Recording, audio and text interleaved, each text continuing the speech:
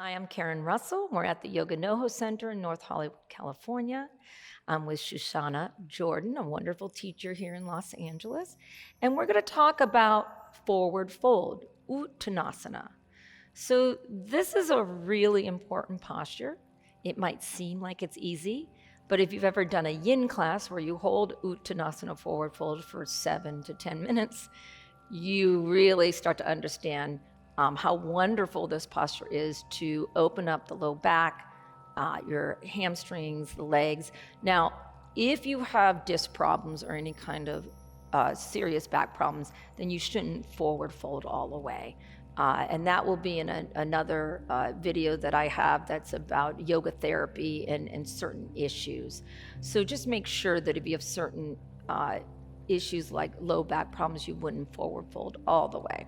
Okay, but right now she's in her Tadasana posture, the blueprint for all standing postures. And even though we're going to forward fold, this is still the blueprint. We start from the ground, right? We root down to the four corners of the feet. She has a nice parallel position, second toe in line with the ankle, working up the knee. She's hip width apart, so she's stacking her feet from the aces, which is your headlights, right? The hip bones, not the curvy part of your hips, right?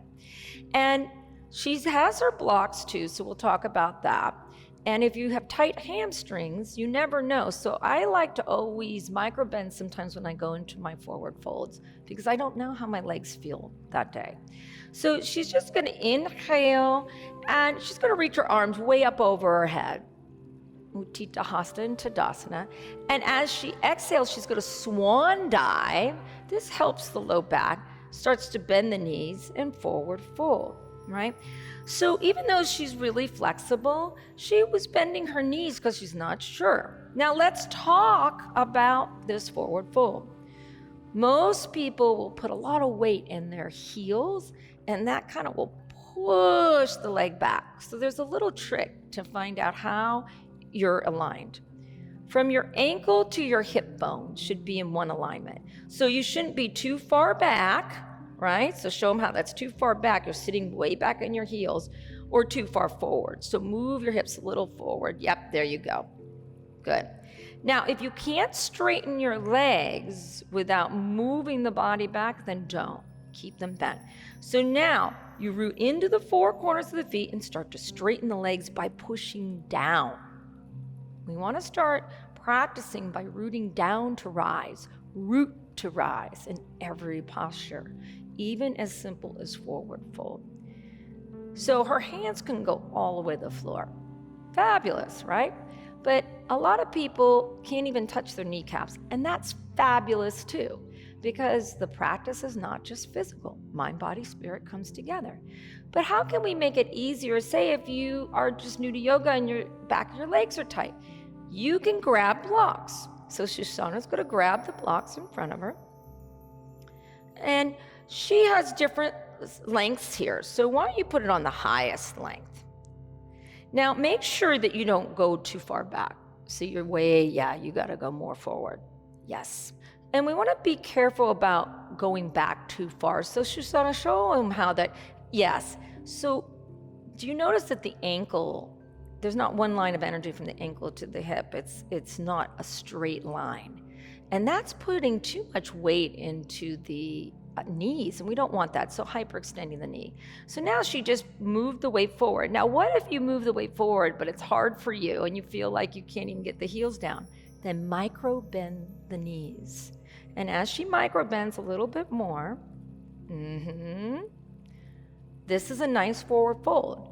Then as you feel a little bit more open in your hamstrings, you can start, you read my mind, start moving the blocks to different levels, right?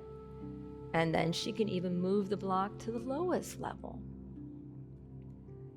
Then she starts to relax the head and neck as much as she can. So this is an inversion.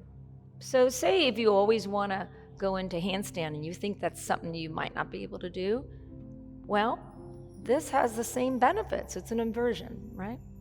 Head's lower than the heart. This is a lovely way to start your day. So you're energizing the back of the legs, you're reversing your blood flow, and you're preparing yourself for an inversion. And I would recommend you breathe in and out and stay here for about 5 breaths if you can. So some days, if you want to just do a couple postures, this is one of them. This is Uttanasana, forward fold. And then if you want to slowly come out of this, make sure you place your hands on your hips perhaps. Inhale, root down to rise, right? Don't push back on the knees so much. Another option to come back is go to forward fold again. Yeah, beautiful. So that's a lot of work actually to do flat back. And she's going to relax her hands down. Another way of getting out of forward fold is I love ragdoll. So you can inhale, and as you exhale, roll up. Yeah, real slow. Bend the knees a lot if you want. Yeah, and roll right up. Yeah. See how her joints are stacking. You can actually see each vertebra stack, shoulders back, and she's back into mountain pose, Tadasana. Beautiful.